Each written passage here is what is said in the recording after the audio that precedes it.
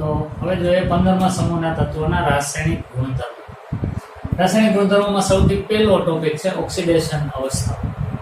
તો nitrogen, phosphorus, arsenic, antimony અને bismuth એમાં કઈ કઈ ઓક્સિડેશન અવસ્થાઓ જોવા મળે, એમાંથી કઈ સ્થાયી છે, કઈ ઓછી સ્થાયી છે, એના વિશેનું ડિસ્કશન છે. બુકમાં જે કાંઈ આપેલા છે મુદ્દાઓ એને આપણે અહીંયા લખી તમને બતાવેલા છે, એક એકને સમજ. સૌથી પહેલી વાત તો એ છે કે આ સમૂહના તત્વોની ઓક્સિડેશન અવસ્થાની રેન્જ છે -3 થી +5. એક વાત મગજમાં રાખવી જોઈએ કે સમૂહનો જે નંબર હોય ને એના આધારે, ખાસ કરીને પી વિભાગના 13મો સમૂહ હોય ને તો 13મો, 15મો, 17મો આ બધાની ઓક્સિડેશન અવસ્થાઓ એકી સંખ્યામાં જ હશે, એ તમે જોઈ શકશો દરેકમાં. એટલે એ યાદ રાખવું પ્રમાણમાં સહેલું પડશે, પણ ઘણાયમાં બેકી સંખ્યામાં પણ હોય એ એડિશનલ વાત થઈ. પણ એકી સમૂહના તત્વોના ઓક્સિડેશનાંક એકી સંખ્યામાં જશે. -3, +3, +5, ક્યારેક +1 પણ હોય છે, તો એકી સંખ્યા. અને 16મા સમૂહની વાત કરશું ત્યારે આવશે -2 થી શરૂ કરી +2, +4, +6 સુધી હશે, તો એ બધા બેકી સંખ્યામાં હશે. તો અહીંયા 15મો સમૂહ છે એટલે ઓક્સિડેશન અવસ્થાઓ -3 વાળી પણ હોય, +3 પણ હોય, +5 પણ હોય. મોટા ભાગે આવા સંયોજનો જોવા મળે.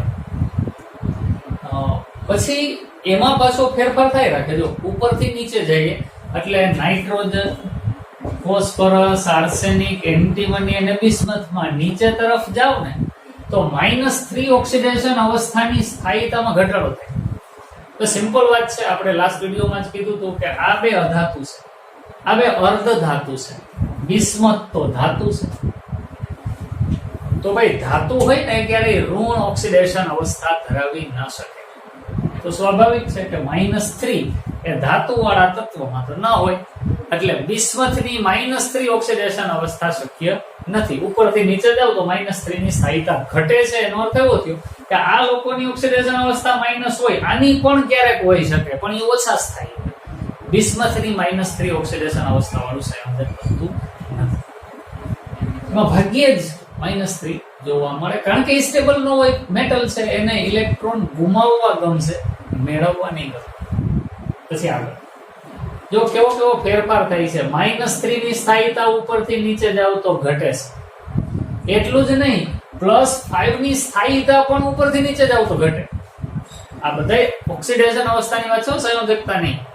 આ બધાયની એના સંયોજનમાં ઓક્સિડેશન અવસ્થા -3 થી લઈ +5 સુધીની જોવા મળે, પણ -3 ની સ્થાયીતા ઉપરના તત્વોમાં વધુ હોય, નીચેના તત્વોમાં ઓછી. +5 ની સ્થાયીતા પણ ઉપરવાળા તત્વોમાં વધુ હશે, નીચેવાળા તત્વોમાં ઓછી. એટલે આ આર્સેનિક, એન્ટીમની અને બિસ્મથ +5 ઓક્સિડેશન અવસ્થા વાળા સંયોજનો બહુ ઓછા બનાવવાનું પસંદ કરશે, એ +3 વાળા જ વધુ બનાવશે. એની પાછળનું રીઝન એ છે કે આપણે કીધું ને કે આ લોકોની ઇલેક્ટ્રોન રચના કેવી, ns2 np3 પ્રકારની છે. તો આ 2 અને આ 3 એમ પાંચેય ઇલેક્ટ્રોન જો બંધ બનાવવામાં ભાગ લેતા હોય તો ઓક્સિડેશન અવસ્થા +5 થાય.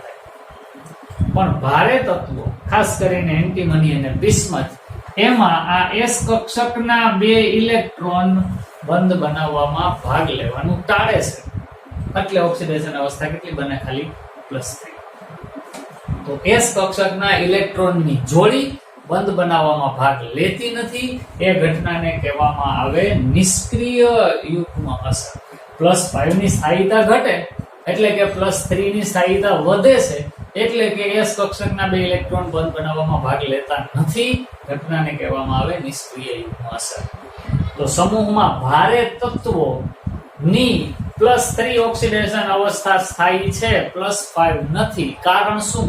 કારણ નિષ્ક્રિય યુગ્મ અસર. s કક્ષકના ઇલેક્ટ્રોન યુગ્મ બંધ બનાવવા માટે નિષ્ક્રિય રહે છે, એટલે એવી અસરને નિષ્ક્રિય યુગ્મ અસર કહેવાય. +5 ની સ્થાયીતા ઘટે છે, પણ બિસ્મથનું BiF5 એ એકમાત્ર જાણીતું બિસ્મથનું +5 ઓક્સિડેશન અવસ્થા વાળું સંયોજન છે. આના સિવાય બિસ્મથના +5 વાળા સંયોજન બહુ જોવા નથી મળ્યા, એટલે તો એવું તારણ કીધું કે +5 ની સ્થાયીતામાં ઘટાડો થાય અને +3 ની સ્થાયીતા વધે. તો આર્સેનિક અને ફોસ્ફરસ એમાં કદાચ +5 વાળા સંયોજન સ્થાયી હોય, PCl5 છે, H3PO4 માં ફોસ્ફરસ +5 છે, એ સ્થાયી સંયોજનો છે. પણ બિસ્મથમાં +5 સ્થાયી નથી, એના +3 વાળા સંયોજનો જ સ્થાયી હોય નિષ્ક્રિય યુગ્મ અસરને કારણે.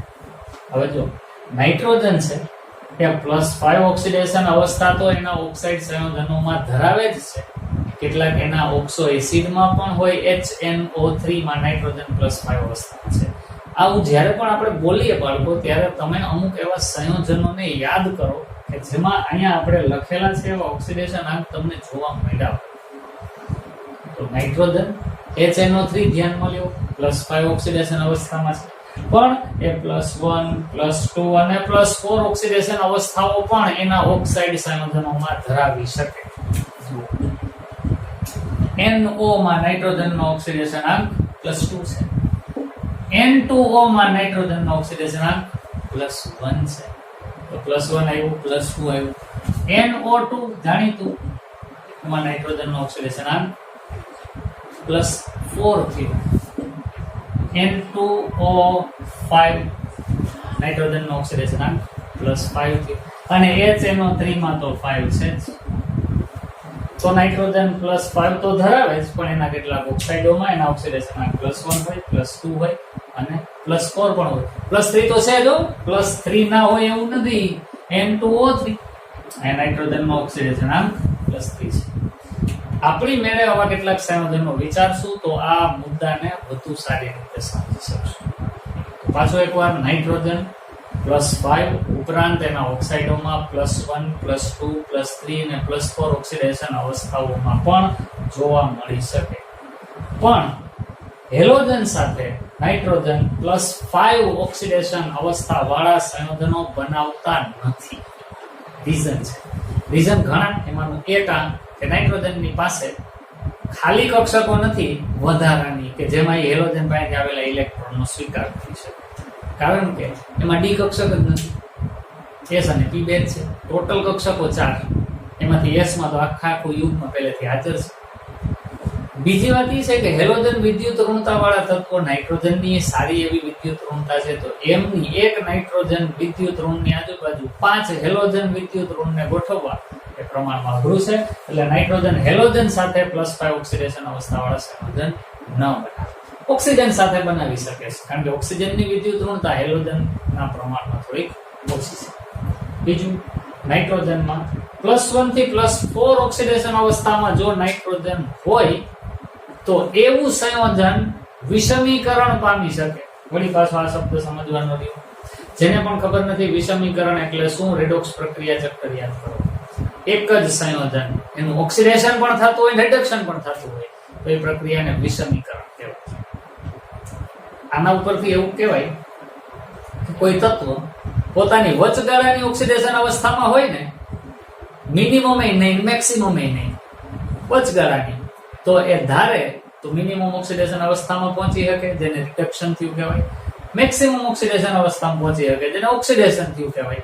સંયુક્ત રીતે એને વિષમીકરણ, ડિસ્પ્રોપોર્શનેશન એવું બોલે. તો નાઇટ્રોજન +1 થી +4 માં હોય એટલે વચગાળાનું થયું. યાદ કરો, નાઇટ્રોજન -3 પણ હોય, +1, +2, +3, +4 ને +5 હોય. મિનિમમ કયું તો કે -3, મેક્સિમમ કયું તો કે +5.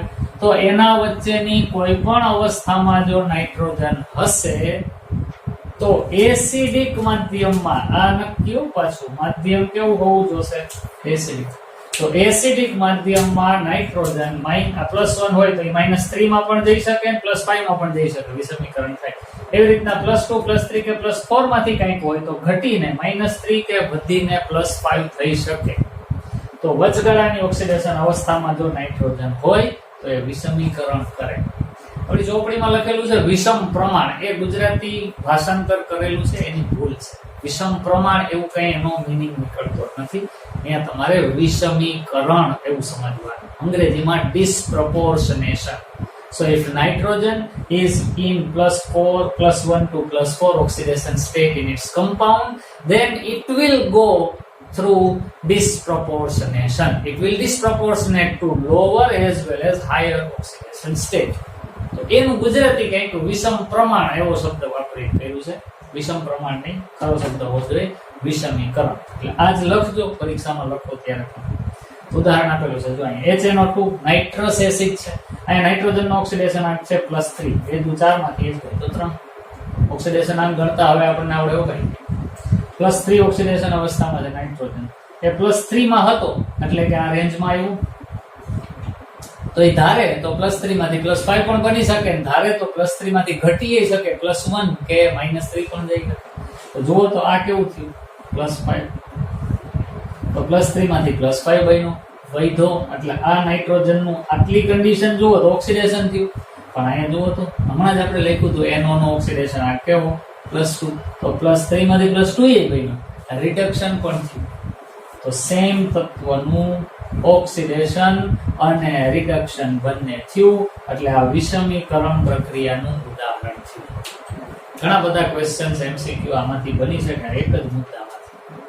નાઇટ્રોજનનું સંયોજન જો આ રેન્જમાં ઓક્સિડેશન અવસ્થા ધરાવતું હોય તો એનું વિષમીકરણ થાય. એટલે ઓક્સિડેશન અને રિડક્શન બે હોય. પણ આ કન્ડિશન નાઇટ્રોજનની બાબતમાં એસિડિક માધ્યમમાં જ લાગુ પડે. ફોસ્ફરસમાં પણ વચગાળાની ઓક્સિડેશન અવસ્થામાં જો ફોસ્ફરસ હોય તો એના સંયોજનો પણ વિષમીકરણ પામે. દેખીતી વાત છે ભાઈ. ફોસ્ફરસ પણ +1 થી +4 ની વચ્ચે હોય તો વિષમીકરણ પામે. અને એ તો એસિડિક માધ્યમમાં અને બેઝિક માધ્યમ બંને માધ્યમમાં પણ વિષમીકરણ પામી શકે. આ બે વચ્ચેનો મોટો ડિફરન્સ છે. નાઇટ્રોજનના સંયોજનો માત્ર એસિડિક માધ્યમમાં જ વિષમીકરણ પામશે. ફોસ્ફરસના સંયોજન એસિડિક અને બેઝિક બંને માધ્યમમાં વિષમીકરણ પામશે. છેલ્લી વાત કરીએ, નાઇટ્રોજનની સંયોજકતા 4 થી વધુ ના હોઈ શકે. કારણ શું? તો કે કારણ આ નાઇટ્રોજનની જો આપણે ઇલેક્ટ્રોન રચના લખતા હોઈએ તો 1s 2s અને 2p ઇલેક્ટ્રોન ગોઠવો 1s2 2s2 2p3. આની પાસે સંયોજકતા કક્ષાઓ ટોટલ કેટલી? તો કે 4. 2s ને 2p વાત પૂરી. હવે તો 3s શરૂ થઈ જાય, ત્રીજી કક્ષા વધુ ઉર્જાવાળી હોય, બંધ બનાવવામાં ભાગ ન લે. પણ નાઇટ્રોજન સિવાયના તત્વો હોય ને ફોસ્ફરસ આર્સેનિક એન્ટીમની એ બધાયમાં અહીંયા હજી p કક્ષક હોય. ફોસ્ફરસમાં જુઓ 3s2 3p3 હોય પણ પછી 3da હોય જે ખાલી હોય. તો નાઇટ્રોજન સિવાયના ભારે તત્વો એમની પાસે ખાલી d કક્ષક હોય છે. પરિણામે પોતાની સંયોજકતા 4 થી વધારી પણ શકે, 5 કે 6 સુધી જઈ શકે. પણ નાઇટ્રોજન પોતાની સંયોજકતા 4 થી વધારી શકતું નથી. કારણ શું? એકમાત્ર નાઇટ્રોજનની સંયોજકતા કક્ષામાં 4 જ કક્ષકો હાજર છે, એક 2s અને 3 2p. એમાં d કક્ષકનો અભાવ હોવાથી નાઇટ્રોજન સંયોજકતા 4 થી વધારી શકતું નથી. પણ ફોસ્ફરસ એની જો ઇલેક્ટ્રોન રચના આપણે લખીએ ફોસ્ફરસની તો એવી થાય 15 ફોસ્ફરસ, એમાં 10 નિયોન લખી અને અહીંયા લખીએ 3s2 3p3 પણ અહીંયા પાછી 3da હોય ને આખી ખાલી. તો ફોસ્ફરસ જો ધારે તો એ sp3d2 એવું સંકરણ કરી અને 6 સંકર કક્ષકો સર્જી શકે. પરિણામે ફોસ્ફરસની સંયોજકતા 6 સુધી એક્સટેન્ડ થઈ શકે. આ ઇલેક્ટ્રોન યુગ્મમાં અહીંયા હોય છે, આ યુગ્મમાંથી એક ઇલેક્ટ્રોન આવી તો 4 તો એમને બને જ, પણ કોકની પાસે આખું યુગ્મય મેળવી લઈએ 4 ને 5 તો ત્યાં જ આ યુગ્મમાંનો એક ઇલેક્ટ્રોન અહીંયા પહોંચે એટલે 5 અયુગ્મિત ઇલેક્ટ્રોન થયા. માની લ્યો કે એક ફોસ્ફરસ એવા પોતાના આ 5 અયુગ્મિત ઇલેક્ટ્રોનની ભાગીદારી 5 ફ્લોરિન સાથે કરે તો એક સંયોજન તો pf5 બની જ જાય નોર્મલી +5 ઓક્સિડેશન અવસ્થા વાળું. પણ આની હજી આ ખાલી કક્ષકમાં પણ ફ્લોરિન પોતાનું આખું યુગ્મ આપી દે F- આયન હોય તો આને આખું યુગ્મ આપી દે તો આમાંથી હજી શું બની જાય pF6- ચોપડીમાં ઉદાહરણ આપેલું છે. pF6 માં ફોસ્ફરસની સંયોજકતા 6 છે. શું કામે? તો કે એની પાસે ખાલી D કક્ષક હોવાથી એ પોતાની સંયોજકતા એક્સપાન્ડ કરી શકે છે, વધારી શકે છે. તો આ ટોપિક હતો બાળકો સમૂહ 15 ના તત્વોની ઓક્સિડેશન અવસ્થાઓ. ફરીથી એક વખત બધા જ મુદ્દાઓને ધ્યાનથી જોઈએ, રિપીટ કરીએ. પહેલી વાત આપણે આ કહેવાની કે કઈ રેન્જમાં હોય છે ઓક્સિડેશન અવસ્થાઓ. તો ભાઈ -3 થી શરૂ થઈ અને +5 સુધીની ઓક્સિડેશન અવસ્થાઓ આ સમૂહના તત્વોમાં જોવા મળે. પછી એક રૂપાંતરો થતા હોય એની વાત કરતી જવાની કે ભાઈ -3 વાળી ઓક્સિડેશન અવસ્થા ઉપરથી નીચે જાવે ઘટતી જાય, +5 વાળી ઓક્સિડેશન અવસ્થા પણ ઉપરથી નીચે જાવે ઘટતી જાય. આ મુદ્દો બધા જ સમૂહોમાં સેમ રહેશે. મિનિમમ ઓક્સિડેશન અવસ્થા પણ ઉપરથી નીચે જાવે એની સ્થિરતા ઘટે, મેક્સિમમ ની ઘટે. અને ઘટાડો કેટલાનો થશે? 2 નો. પછી બિસ્મથમાં -3 ભાગ્યે જ જોવા મળે કારણ કે એનું વલણ ધાતુ જેવું છે એટલે -3 ઓક્સિડેશન અવસ્થા ન ધરાવી શકે. +5 ઓક્સિડેશન અવસ્થાની સ્થાયીતા પણ ઘટે અને એનું કારણ નિષ્ક્રિય યુગ્મ અસર, S કક્ષકના ઇલેક્ટ્રોન બંધ બનાવવામાં ભાગ લેતા નથી. +3 અવસ્થાની સ્થાયીતામાં પણ +3 અવસ્થાની સ્થાયીતામાં વધારો થાય, +5 માં ઘટાડો થાય, +5 ઓછી સ્થાયી, +3 વધુ સ્થાયી બને નિષ્ક્રિય યુગ્મ અસરને કારણે. નાઇટ્રોજન +5 ઓક્સિડેશન અવસ્થા તો ધરાવતો જ હોય પણ એના ઓક્સાઇડોમાં +1 થી લઈને +4 ઓક્સિડેશન અવસ્થાઓ પણ જોવા મળે. પણ એ હેલોજન સાથે +5 ઓક્સિડેશન અવસ્થા વાળા સંયોજન બનાવી શકતું નથી. નાઇટ્રોજનમાં જો +1 થી +4 માં ઓક્સિડેશન અવસ્થા હોય તો એ વધારીને ઘટાડી બેઈ શકે એટલે વિષમીકરણ પામી શકે. એસિડિક માધ્યમમાં આનું ઉદાહરણ HNO2 નું રૂપાંતર HNO3 માં અને NO2 માં થઈ શકે. ફોસ્ફરસના પણ સંયોજનો જો આ જ પ્રકારની ઓક્સિડેશન અવસ્થામાં હોય તો એ તો એસિડિક અને બેઝિક બંને માધ્યમમાં વિષમીકરણ પામી શકે. નાઇટ્રોજન 4 થી વધુ સંયોજકતા ધરાવી શકતો નથી કારણ કે એની સંયોજકતા કક્ષામાં 4 જ કક્ષકો અવેલેબલ છે, ડી કક્ષક એમાં નથી. પણ નાઇટ્રોજન સિવાયના તત્વોમાં ખાલી ડી કક્ષક હાજર હોવાથી એની સંયોજકતા 4 થી પણ વધારી શકે, 5 કે 6 સુધી પણ જઈ શકે. ઉદાહરણ EF6. તો આ તો એક ટોપિક. નવા વિડીયોમાં નવા ટોપિક સાથે પાછા મળશું. ત્યાં સુધી